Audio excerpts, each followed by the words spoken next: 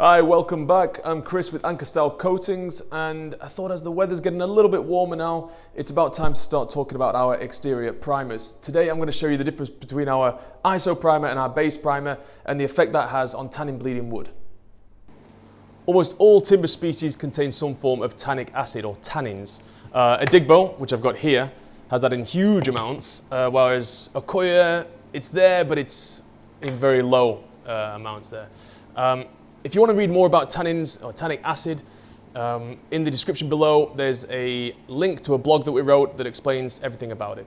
For the time being, what I'm going to do is I'm going to put these two blocks of wood, one a digbo, one a Accoya, I'm going to put those in water and we're going to see the tannin acid bleeding out of those. And then I'm going to spray these with a basic primer and then our Iso primer, which should block all the tannins, and we'll go from there. Okay, so let's look at the results of what we did now almost 2 weeks later. First of all, let's look at our wood samples. We have here a digbo and the Accoya, both sitting in water for almost 2 weeks now. And you can see you've got surface mold, you've got the tannins that have leached out of there. The wood's in a right old state. Now, hopefully your house will not be fully submerged in water for 2 weeks and you won't see this kind of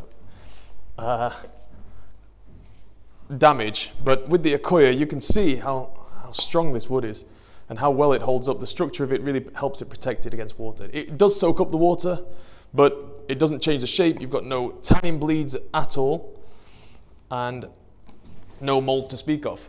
Now let's look at our sprayed samples. First we have the digbo. Do you want to guess which one's the Iso primer and which one's the base primer? Obviously that's the Iso primer. It's blocked all the tannins that have come through it, and you saw this almost instantly actually. With the base primer you started to get these tannins bleeding straight through, and with the Iso primer we have a pure nice white surface ready for its next coat. However, when you take the Accoya samples, I struggle to tell which is which. If you use an Accoya, you can use our base primer, you can use our Iso primer. It doesn't make a difference. It's entirely up to you. So I hope that explains a little bit about our primers.